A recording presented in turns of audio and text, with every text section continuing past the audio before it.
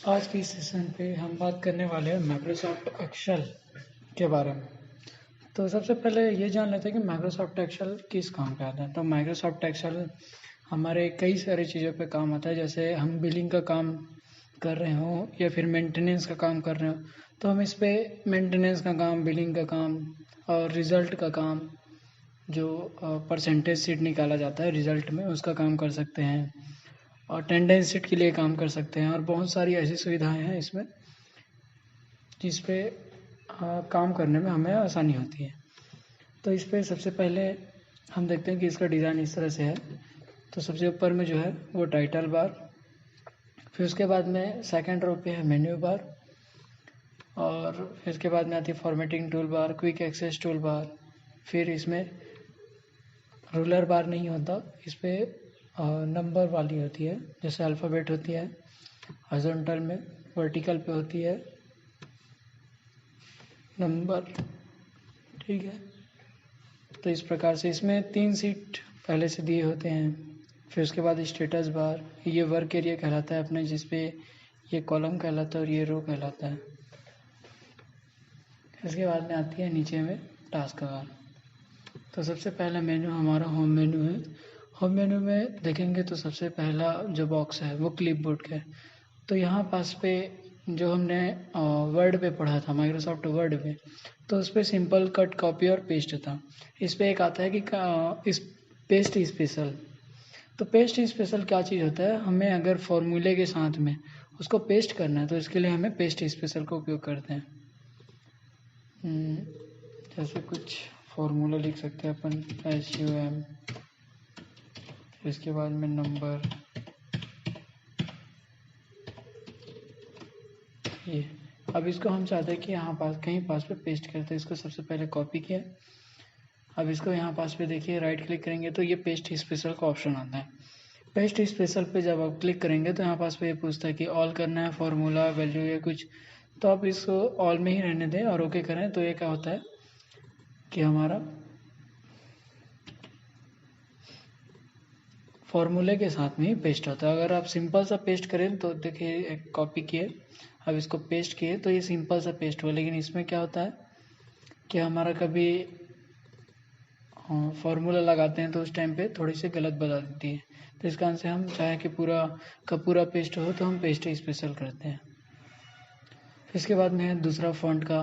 तो ये वही चीज़ है कि इसको यहाँ से फ़ॉन्ट चेंज करना है, साइज़ चेंज करनी है, उसका फ़ॉन्ट बढ़ाना है शॉर्ट फॉर्म में। इसका शॉर्टकट की होता है शिफ्ट कंट्रोल दोनों दबाए रखना है। उसके बाद में छोटा बड़ा का जो साइन होता है, ग्रेटर देन और लेस देन का साइन, तो उसको अपन बार बार क्लिक करेंगे तो उस पर हमारी साइज़ बढ़ती है और घटती है। तो इसका शॉर्टकट की वही है। फिर यहाँ पास पे आता है बोल्ड, इटैलिक, अंडरलाइन। इसको अंडरलाइन करने के बाद बताया था कि डबल अंडरलाइन करना है, अंडरलाइन करना है, तो इसके यहाँ से कर सकते हैं। फिर ये बॉर्डर वाला, अगर आप सेलेक्ट करके, जैसे इतना कॉलम को आपको बॉर्डर चाहिए पूरा का पूरा, तो आप सेलेक्ट करके ऑल बॉर्डर कीजिएगा तो बॉर्डर दिखाई देगी। अब इसको हटाना है तो आप नो बॉर्डर कर सकते हैं, हट जाएगी। वैसे ये कलर चेंज करने का है, इस पर फिर आप कलर चेंज कर सकते हैं यहाँ से। तो उसके लिए ये वर्ड का कलर चेंज करने के लिए है और ये सेल का कलर चेंज करने के लिए है। फिर आता है अलाइनमेंट। अलाइनमेंट में ये चीज़ हमारी होती है top align, middle align, bottom align. उसके बाद में आती है लेफ्ट, राइट और ये सेंटर अलाइन वाला। उसके बाद में आती है व्रैप टेक्स्ट। व्रैप टेक्स्ट क्या होता है कि यही जो है, हम इसको बहुत सारा लिखे हुए हैं, तो ये क्या हो रहा है कि 2 कॉलम में पहुंच गया है ना। अब इसको हम व्रैप टेक्स्ट करते हैं तो एक ही कॉलम में आ जाएगा या एक ही सेल में आ जाएगा। इसके लिए ये सेल बोला जाता है इसको, तो ये एक ही सेल में आ जाता है। अगर व्रैप टेक्स्ट को हटा दें तो ये फिर से दूसरे कॉलम में चले जाते हैं, तो उसके लिए हमें व्रैप टेक्स्ट करना पड़ता है। मर्ज है, तो आप इसको जैसे 2-3 कॉलम हो गया, 2-3 रो हो गया, या फिर कॉलम और रो दोनों की संख्या हो गई, इसको दोनों जो 2 कॉलम और 2 रो और 6 कॉलम को मिलाना है आपको एक साथ, तो आप मर्ज कर देंगे तो ये मिल जाता है। हटाओगे तो फिर से हट जाएगा, तो उसके लिए ये काम करता है। अगर अब उसके बाद में आता है नंबर। तो नंबर क्या चाहिए, नंबर वाला बॉक्स जो है ये जनरल में ही रहता है ऑटोमेटिक। अगर आपको स्पेसिफाई करना है किसी कॉलम को कि इसमें सिर्फ नंबर बस हो, तो आप इसके लिए यहाँ पास पे नंबर का सिंबल दे सकते हैं। अब देखिए इस पे जनरल है, अब इसमें लेके जाइए किसी भी इस वाले कॉलम में किसी भी सेल पे, तो ये आपको बताएगा कि नंबर रहना चाहिए इसमें, आप यहाँ से देख सकते हैं। और ये उस पर अलग अलग और चीज़ है, करेंसी है, अकाउंटिंग का है, शॉर्ट डेट है, आपको डेट चाहिए तो डेट के लिए आप कर सकते हो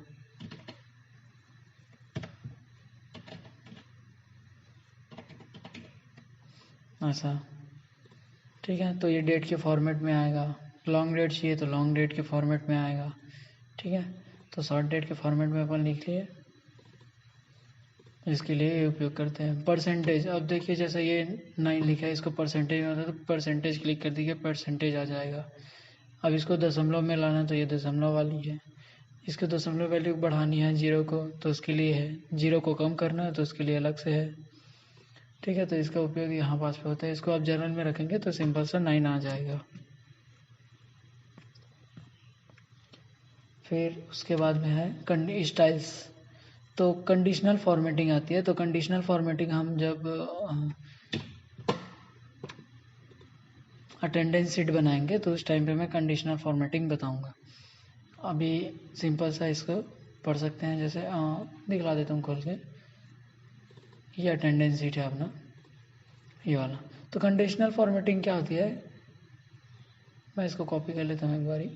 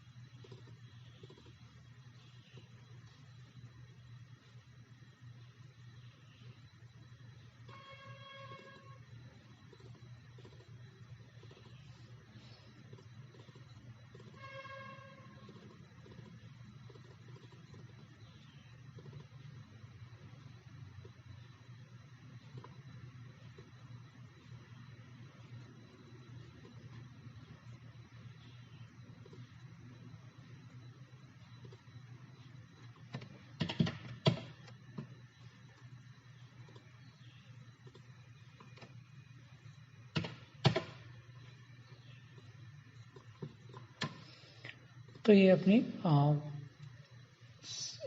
अटेंडेंस शीट है। तो अटेंडेंस शीट में हमको कंडीशनल फॉर्मेटिंग लगानी होती है। तो सबसे पहले मैं इसको कंडीशनल फॉर्मेटिंग को हटा सकता हूँ, यहाँ से क्लियर कर दो।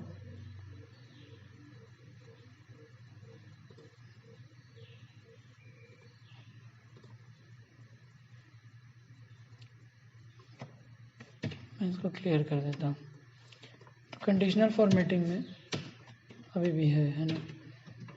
तो जैसे हम प्रेजेंट लिखे हुए हैं,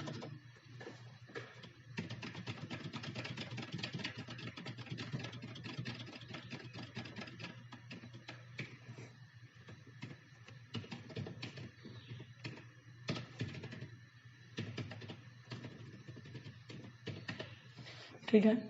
तो हमें चाहिए कि ये जो P है, प्रेजेंट जहाँ पास पे लिखा हुआ है, हम इसको कॉपी कर देते हैं पूरे वाले कॉलम में। अब कहीं कहीं पास पे हमको अब्सेंट वगैरह सब चीज़ लिखना, तो प्रेजेंट वाला जो P है, P जो लिखे हैं उसको हमको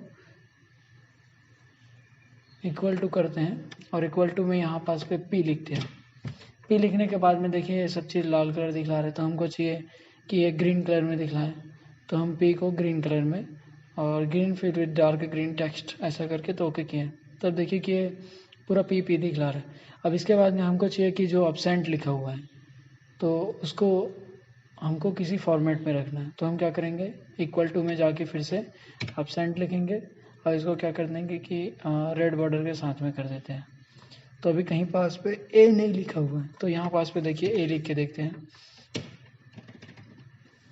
ठीक है, तो इस तरह से आप इसका उपयोग करेंगे।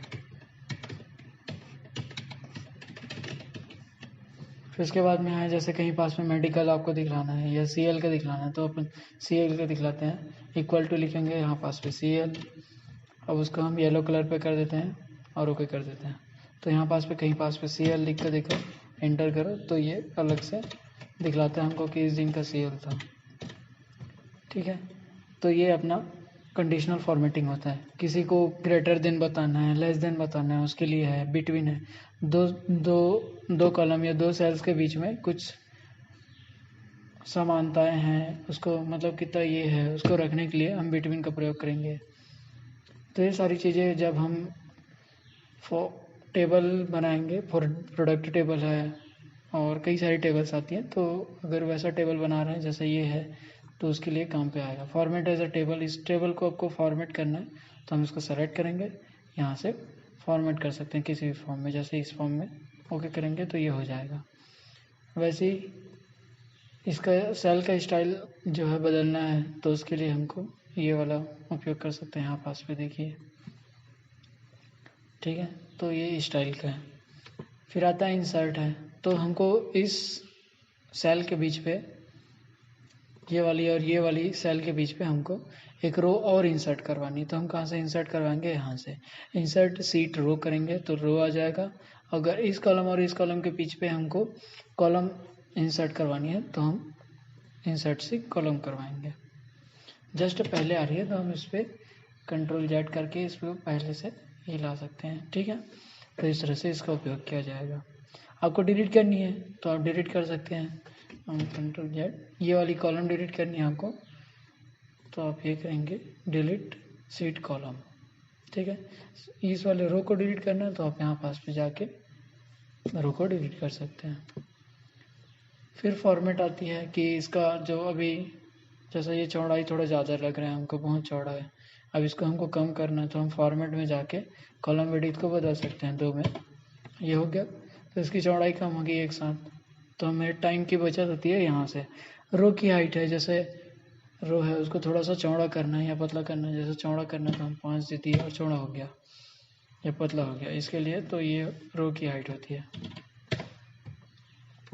वैसे इसको और बढ़ा सकते हैं, 25 करके देखिए ये बढ़ गया, तो ये रो की हाइट और कॉलम की हाइट होती है। हम इस तरीके से इसको बढ़ा सकते हैं। यहाँ पास पे ऑटो दिया होता है,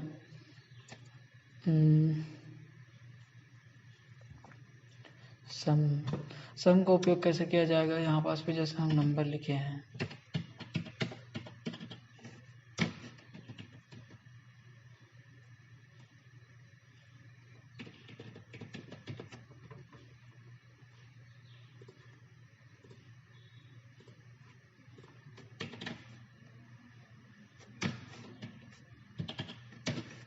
ठीक है। अब इसको सम करना है हमको तो ऐसा सेलेक्ट करेंगे और इस पर क्लिक कर देंगे सम पे, तो ये सम हो जाएगा।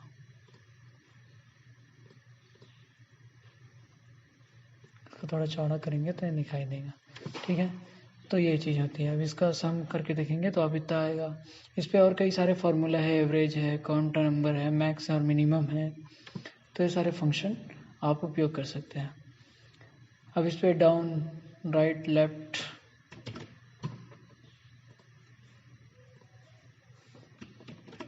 ये इसका उपयोग छोड़ दीजिए। क्लियर ऑल है, सॉर्ट एंड फिल्टर है, तो सॉर्ट एंड फिल्टर यहाँ से भी दिखाई देता है आपको कि कौन कौन सा किसका देखना है, तो ये चीज़ सॉर्ट एंड फिल्टर कहलाता है। तो आप इसको ऐसा सेलेक्ट करेंगे और सॉर्ट एंड फिल्टर पे जाएंगे तो आपको ये दिखलाएगा। ठीक है, तो आप यहाँ से जैसा सेलेक्ट ऑल को हटा दिए और किसी एक का देखना है, जैसे रवि बस का देखना है हमको, ओके किए तो रवि देखिए ये एक दिन का अपसेंट दिखला रहे इसका, तो ये सॉर्ट एंड फिल्टर का उपयोग होता है। फाइंड सर्च, तो वर्ड में जो पढ़े थे अपन फाइंड करने का, रिप्लेस करने का, ये वही चीज़ है।